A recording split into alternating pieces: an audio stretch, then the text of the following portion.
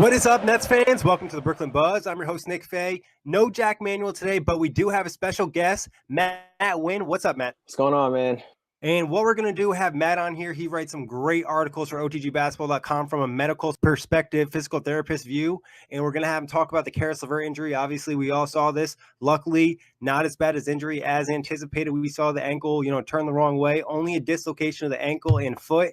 Matt, tell us a little bit about actually, physically what that is. So with the ankle and foot, it's made up of a couple of joints. And so when Caris fell, he got his foot caught underneath Okoji's body. And of course, we all saw the aftermath of that. He sat up, his ankle was twisted all the wrong way. So what happened during the injury was your heel bone, and there's a bone on top of the heel bone there, it got dislocated. So basically the force of the fall and the being pinned underneath Okoji's body pushed the ankle out of place, and it just stayed out of place. It'll stay out of place until, of course, the doctors reduce it. So they just put it back in place. So do you think his ankle, they already put it back in place? Oh, for sure. They already put it back in place. That's one of the first things you want to do to avoid any kind of other damage around the joint itself. So once they got it covered up and carted him off the court, they probably reduced it as fast as they could. Gotcha. Now, is this a common injury you see with athletes, or is it something that's somewhat rare? This is a pretty rare injury. Usually with dislocations, you actually see an ankle dislocation. This was more of a foot dislocation. So he dislocated his heel with Hayward last year. And I think Isaiah Cannon did the same thing Hayward did almost. They both dislocated their ankle joint. And so it was a little bit different, but very similar in a sense that it's in the same area. How lucky is it that he only dislocated it and he didn't end up with any major damage and obviously doesn't need surgery? It's pretty lucky in a sense, because there are a lot of ligaments that are around. There's other bones that are usually fractured alongside of dislocations. So when Woj and Shams dropped their bombs the next morning and said that he didn't need surgery, I was pleasantly surprised. And yeah, God answered my prayers. Yes, I'm sure all the Nets fans out there were like, "Yes, Lord." So he's considered pretty lucky. The injury looked a lot worse than it actually was. Yeah, that's one time where, you usually see a guy get hurt and you're like, oh, it's not that bad. Next thing you know, he's out a couple of weeks. In this case, it's, the opposite, which is, obviously very positive. Now, with an injury like this, should Caris LeVert be able to get back to 100%? Like, it's not going to hinder him throughout his career? That's hard for me to say, 100% sure. But, Hayward's back. Cannon's back. He should be able to come back and play. I'm not going to, as a medical professional, I never say 100% sure he'll be back to 100%, but there's a very good chance with the Nets medical staff, the doctors he's working with, that he's going to get back to pretty close to 100%. Okay, well, that's still positive. So probably, in the best case scenario, something like 90 plus. Yeah, definitely 90 plus. Plus, Caris has a history of foot injuries, right? I'm not correct. Fractures. He had a couple fractures in college. Yeah, so he already kind of has a history of foot, ankle things. I know this was a freak accident, but you always have to factor that in a little bit. Gotcha. So definitely something to keep an eye on. That's actually what I was going to ask you. Now, could there be setbacks with a recovery from an injury like this? Like, what's a common setback or speed bump an athlete might face, or it might hinder them down the road?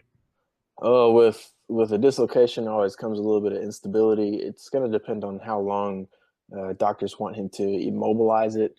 But once he gets out of the boot and can start therapy, the setbacks that can happen are just, if he overworks his ankle in therapy or kind of tries to do certain things too soon, there's always a little bit more pain, inflammation in the ankle, swelling, a lot of those kind of things more than the chance that he might re-dislocate it. Gotcha. So just, typical things when you're recovering from an injury for the most part. Right, now, Matt, Matt also, like I mentioned, writes great articles for OTG. He did already write up a Caris LeVert injury if you want to check it out on the site. Matt, you mentioned about 3 to 4 months for recovery. Is that with the Nets, being on the conservative side, or if the fact if they're a conservative team, it's going to be even longer?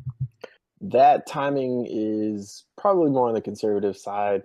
Uh, it's hard to compare just because it doesn't happen all that often.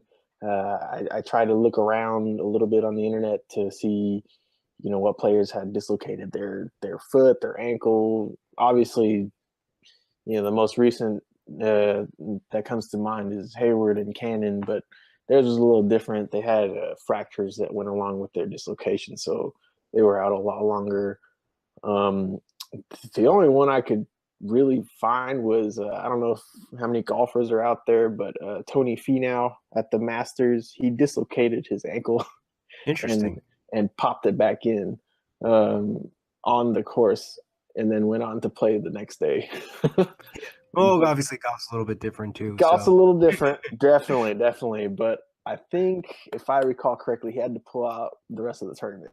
He couldn't finish the tournament due to soreness, and I think he may have missed the next couple of tournaments.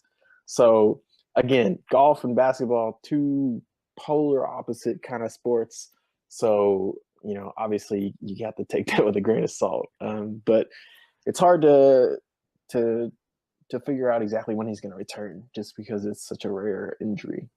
now, do you think there's a chance the Nets might elect to just sit him out for the whole season? There's always a chance. Caris has shown himself to be one of the cornerstone building blocks of the Brooklyn Nets.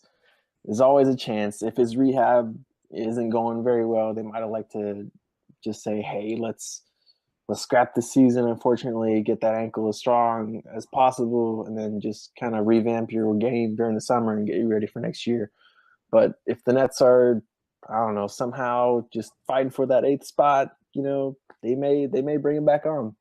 Yeah, that's what I would say. I think if they remain competitive, then maybe, they bring him back. But if they're far out of the race, I think maybe they still let him play, but just a touch to get him on the court. If not, no reason not to sit him out. And like I said, in the past, the Nets, performance team and medical staff have been very conservative, especially with young players like this. And like you said, Caris having a great season, no reason to kind of risk it for a year, even if they didn't make the playoffs, would just get knocked out in the first round.